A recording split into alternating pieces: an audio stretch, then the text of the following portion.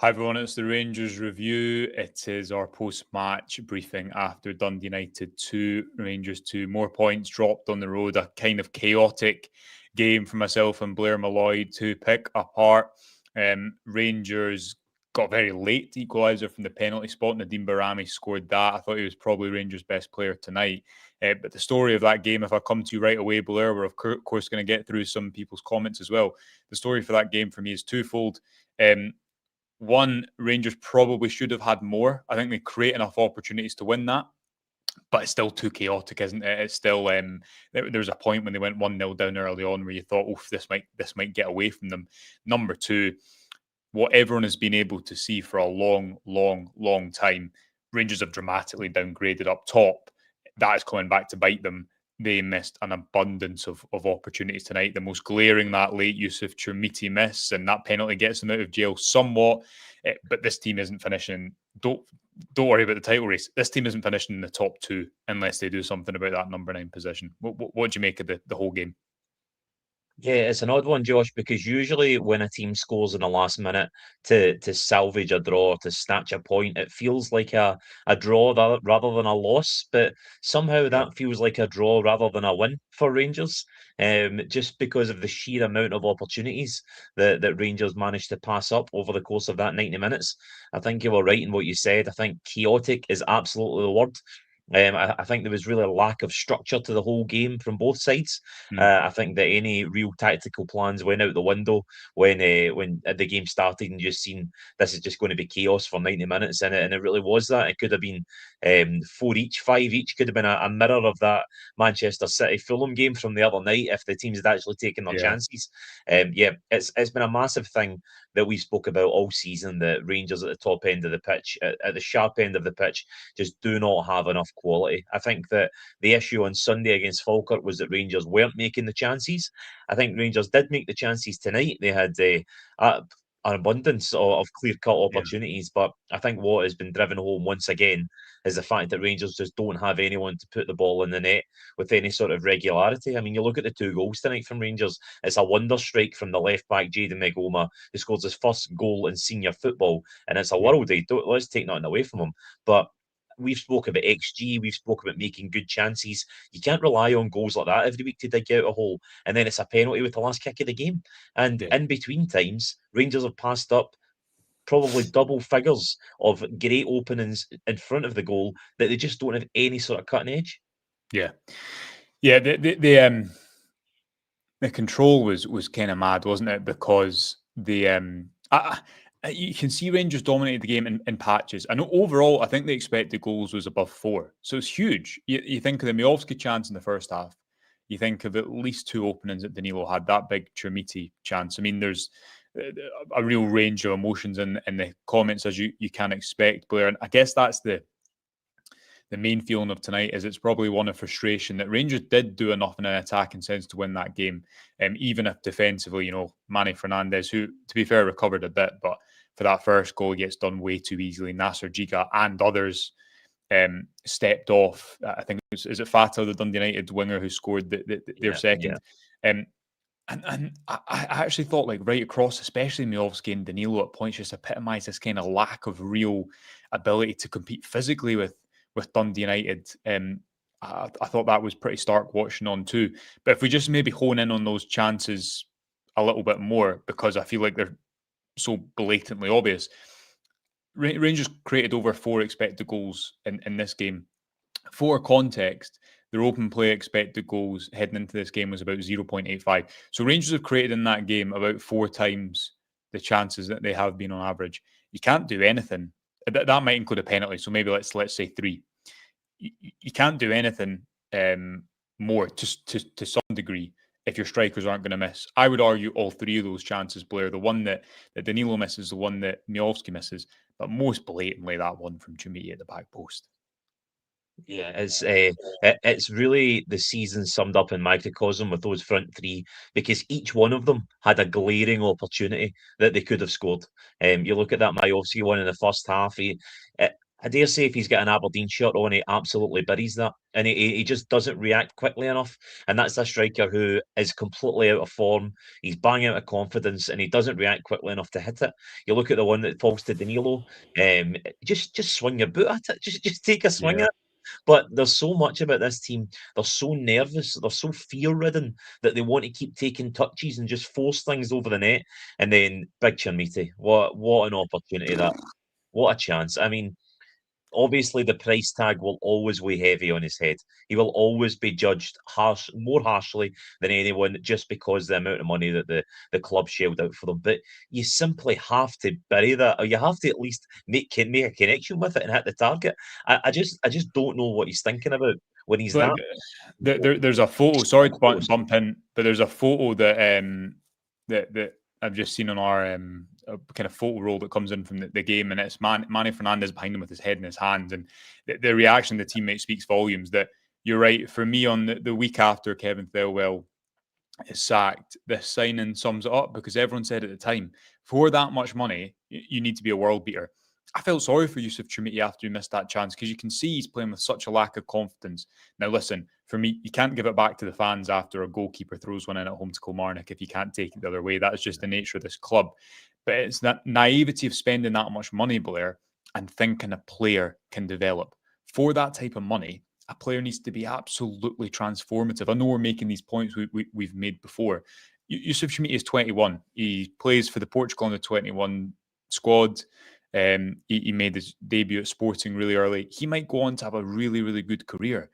But again, better players than him have struggled to develop at Ibrox. And I couldn't help cast my mind back to when Hamza Gaman made his first appearance at Dundee United, or one of his first appearances. And you could just see right from the start, this guy can play. Like he's got something a little bit different. He was chesting balls down from the goalkeeper, giving a bit of something different to the attack. When you spend £8 million, you just need to be close to the finished article. And that's before you consider that actually Rangers 3 number 9s have 4 goals in December. But Yeah, between the three of them. I don't even think, and I don't want this to get taken out of context, but I don't think Chermiti is particularly the biggest problem. It's the fact that you've got three of them who can't seem to score a goal. It's the fact that you've got an entire front line, an entire cavalry of strikers. None of them seem to be au fait with finding the back of the net. What a ridiculous state of affairs Rangers have managed to get themselves in, that they've spent so much money on three strikers that none of them can find the back of the net. And you're looking at a left back to pop up with his first goal ever to dig you out of a hole in a game where you're making chances for these strikers and just nothing is coming off them. I think if we touch on the making the chances point of view, I think that Nadeem Bajrami shows just how much more he offers than Telo Yeah. Asgard, Oliver Antman. He really, I say stepped up. Stepped up's a bit of a stretch when you go away to Tannadice and come away with just a 2-2 draw. But I think Bajrami in the last two games has shown that he is at least a footballer and he does at least have something going for him and he can make something happen. And to be fair, you don't need to show a bit of bottle last kick of the game, stepping up, taking a penalty and putting it in the top corner Yeah. like that. I think he's maybe something that the fans will go, all right, okay, let's see this guy in the team because he can at least show a bit of character, show a bit of fight, and at least make something happen. Can I ask you a question, though, Blair? Why is this guy not in the European squad? And why has £10 million been spent on players in that position? And why is it taken until this point for him to get any game time? Because I agree with you. It's not as if he's Rangers' answer there for the next 5 years. And it's not as if he's been No. faultless in his time in a Rangers jersey, although he's hardly played in his favoured central position. But he took the ball, he demanded a bit of responsibility, he didn't shirk it, he tried things. He's the one that crosses that ball for Trimiti that should result in the Yeah. equaliser. Why is, and this is you spent all this money in the attack, and this is a guy who's been left out of your European squad that has been your brightest player in the last two games. Again, low bar. I'm not saying that he's the best player in the league or anything close to it, but that again speaks to the fact that um, rather than the summer being about, right, let's make a couple of clever decisions here and there, and can we use this guy for a couple of seasons? Instead, it's taken Rangers until this point to almost, I don't know, rely on the guys that they had there before anyway. Yeah, Josh, this summer there has been a terrifyingly bad decisions made from boardroom level and all over the place. You look at the recruitment, and I think you're seeing the ramifications of that now on the park and off it. You're looking at these guys who made these decisions are no longer at the club. Russell Martin's not there, Kevin Thelwell's not there, and Patrick Stewart aren't there. None of them are still there because they have made such a mess of this in the summer. This summer transfer window will go down as one of the worst in history. This makes Michael Beale's transfer window a few years ago look like Real Madrid when they signed Cristiano Ronaldo, Kaká, and Karim Benzema. Honestly, it is so bad, the lack of quality that Rangers have managed to bring in this summer. But Rami, like you said, a player that was okay coming into this season and still is okay. I don't think he's brilliant, but he certainly looks a good cut above the rest of them that are there. And I think you look at a guy like Cyril Dessers, he get a lot of flack at Rangers, and I still think he would get a lot of stick. But Cyril Dessers is a cut above any of the guys in that team just now You'd by kill for a him. You'd kill for country him at the mile. moment, Blair. Cyril Dessers, Antonio Cholak, Alfredo Morelos, a cut above again. You go back at all these guys that at the time Rangers always thought we can get better, and somehow they have managed to fall off an absolute cliff with the quality they've got now. Yeah, let's get some comments because me and you are blabbing on. GTH agrees, thinks that Bayrami looked decent tonight. Steve-O's not happy, says we thought last season was going to be a write-off. January isn't going to salvage this. Neil saying that was our best attacking performance in the league. Almost 4 expected goals. Should have taken a few of those chances. Not much that Danny can do about that. Hutch with a contrasting point of view. I know he's just in the door, but questions really need to start being asked. Why no Curtis or Cameron? Why continue with that defence? What is the set piece guy doing? He says, I personally think the set piece thing's a wee bit harsh, but we can get in to that. BB Max saying the same thing. He wants to speak about the selection, but Neil saying, why are people blaming Danny? That team did enough to win. The players aren't good enough. Where I stand on selection, Blair, is that I don't understand playing Jedji Gassam off the right. We've spoken about this a lot. He's so much more of a goal threat than a creator. And I just think that you'd be better playing Finlay Curtis there off that side, maybe even trying Nadim Barami in the number 10 position and Gassama off the left. And I think a few of the subs were a bit strange. It's people are always going to obviously disagree with managers to an extent. But I don't think that one's on Danny Rule tonight, is it? Like you can't create that many opportunities away from home. You can't create and blame the manager. I think personally, because it's down. No, what more can he do if these? He can't put the ball in the net for Miovski or Danilo or Chumiti at the end. Yeah, I agree with you. I think that we come away from Sunday and we said, what does this team need to do? It has to create chances. What has he got them doing tonight? He's got them creating chances, but like you said, he can't put the ball in the net for. He can't put the ball in the net. He can't do the final piece of the puzzle that he needs the players to go and do for him. I do understand there is a little bit of criticism for his team selection. Why Lyle Cameron isn't getting a goal? Why Finlay Curtis isn't getting a goal? I think that's trying to shoehorn Danilo into this team a little bit when he doesn't look particularly potent in terms of a threat. I don't really think he offers much in that number 10 either. I think you're right. I think Nadim Bajrami might look decent in that number 10 position. I think Jeddy Gassama is so much better on the other side because you can see what he wants to do. He wants to take that ball, he wants to drive inside, and he wants to get shots away with his right foot. And that's where he's been dangerous for Rangers so far. You've seen it tonight that even when he cut inside, he was taking it back again to try and get it away with his right foot. So it's obvious what he wants to do. I think he looks so much. He's probably Rangers' most attackingly gifted player, like most likely to make something happen. So why not play to his strengths? I agree. Lyle Cameron, he offered you a lot of midfield dynamism. He offered you a lot of running. He offered you a lot of energy in the start of the season. So it does strike me as a bit odd that he can't get anywhere near the team at the moment. The last time I think he got close to coming on, forgive me if I'm wrong, I don't know if he's came on since he was going to come on the park against Dundee. He might have seen some minutes since then, but he's really been not been anywhere near it. And then Finlay Curtis, again, he seems to have just fallen out of the picture altogether. And you're not telling me that Finlay Curtis doesn't have any less goal-scoring prowess than Yusuf Chermiti. Honestly, see, I think Finlay Curtis scores a header. And I don't want to... I don't want to play the game of hypotheticals, right? But I'm backing Finlay Curtis to score that header. Yeah. Need to say thank you to David for his donation. He says our best players are outcasts from last season. You see, the other side of this rule debate, Blair, is I totally understand. I've not listened to what Danny Rule's had to say yet. We're going to get the press conference reaction from Chris as soon as we can. But what I suspect Danny Rule will say is he'll say that was a good performance. That was a step in the right direction. We need to finish our chances. And I think from his point of view, that's fine and that's right. Here's the issue I think that Danny Rule has, and here's the issue I think Andrew Kavanagh has. Rangers, if they continue as they are, they will struggle to finish in that top two. Tonight's a bit of an anomaly because they created a lot of opportunities, but that's not been the story of their season so far. So unless you recruit brilliantly in January and you manage to catch Hearts and Celtic, you're going to finish outside the top two. That's before we talk about what you do about the sporting director, what you do about the CEO, what you do about the January window. Is the problem not for Danny Rule and Rangers, as it was always going to be, that when you inherit a situation like this, with the change in style mid-season and the injuries, with the state of the club and the fragility of the club, and with the obvious quality and lack of quality in some areas in the squad, the time you then need to build something, you might be scarred a bit by the results this season. Is that fair? Because I'm of the opinion tonight that that's not necessarily Danny Rule's fault. However, he will be only held more accountable for results the more weeks go on. And this month has a lot of tricky fixtures in it. Yeah, we've spoke about this before, that no Rangers results exist in a vacuum, right? Nothing exists out Yeah. of context.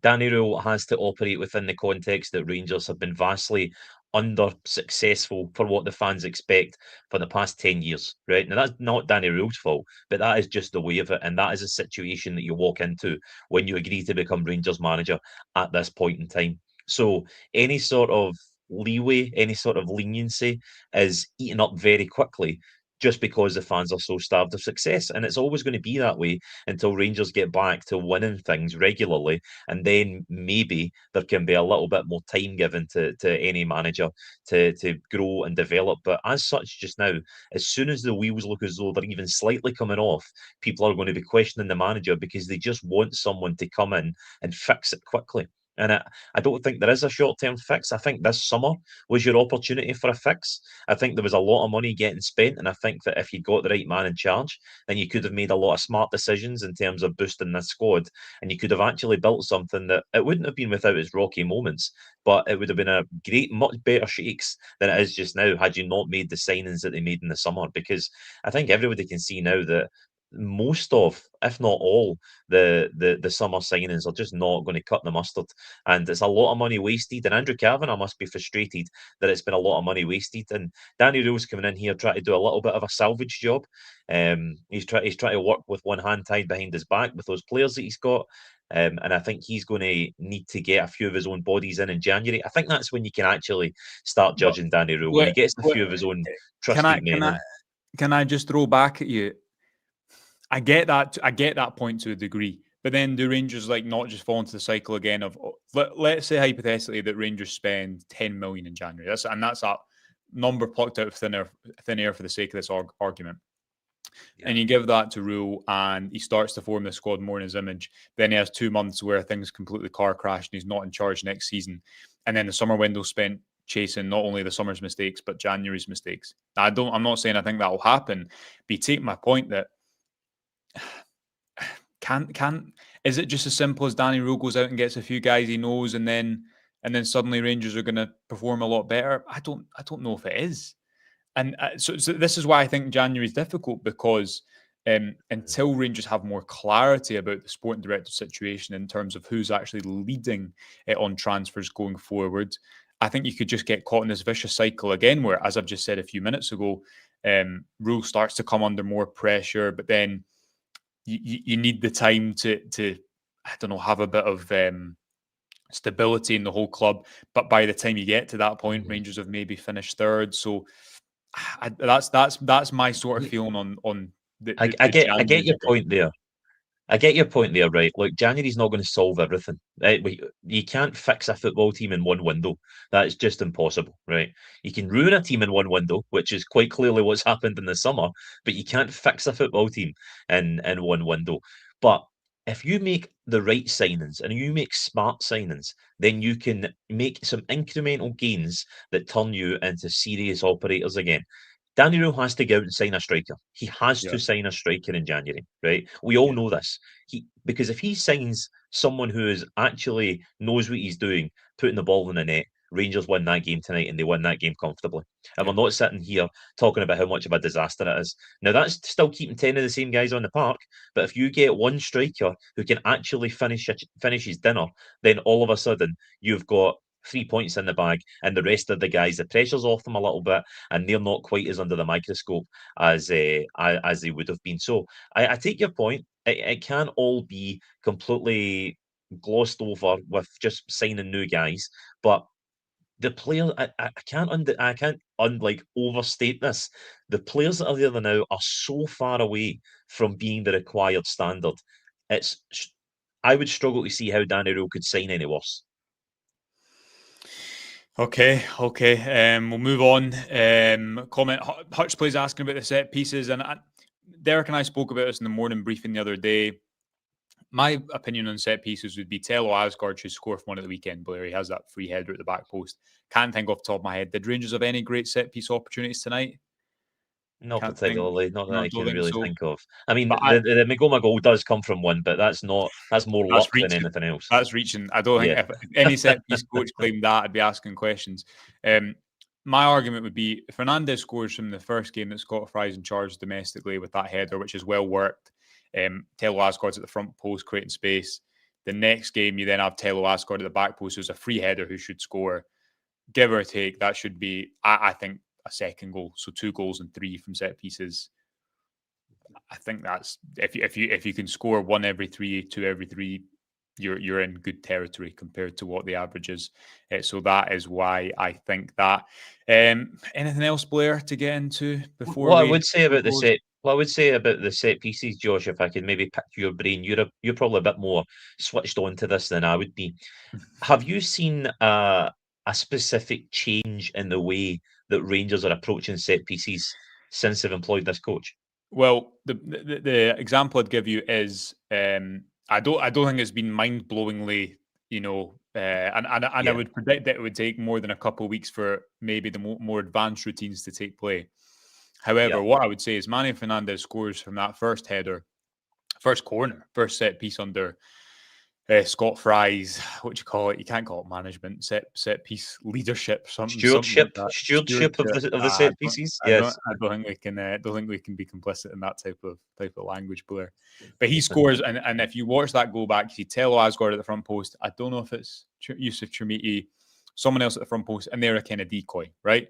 And it's about creating space to isolate Fernandez one on one, and then the corner that I'm referencing at the weekend, Asgard is not the front post. He's at the back post. I can't think of the routine off the top of my head, but I don't think they're just doing the exact same thing. It's like I was watching the football with my dad last night. We were watching the Tottenham Newcastle game, Newcastle. Yeah. which we thought was when we checked on FotMob and we saw that Fulham were 4-5 against Man City, we thought was the worst decision in our life. But actually, it turned out to be an all right game. But every corner, he was saying that to me: "Can't beat the first man, can't beat the first man," amongst many other things. Yeah. Yeah. It's the same with James Taverner, who's assisted, I think, 4 goals from three goals from set pieces this season already. Because so many happen, because Rangers get a few, I think we can get into the mindset of if 1 or 2 or 3 or 4 bad ones happen, then the whole thing is bust. But I think you just got to look at it over the course of the season. So I'm looking at it over 3 games and thinking they've scored that one. That's a nice routine in this first game. They've tried something different in the second game. Tello Asgard should score. You're also playing against a bigger and more physical Dundee United side today. So do I think that has been, as I say, mind-blowingly different? No, but I think you've seen some small tweaks. Is that fair?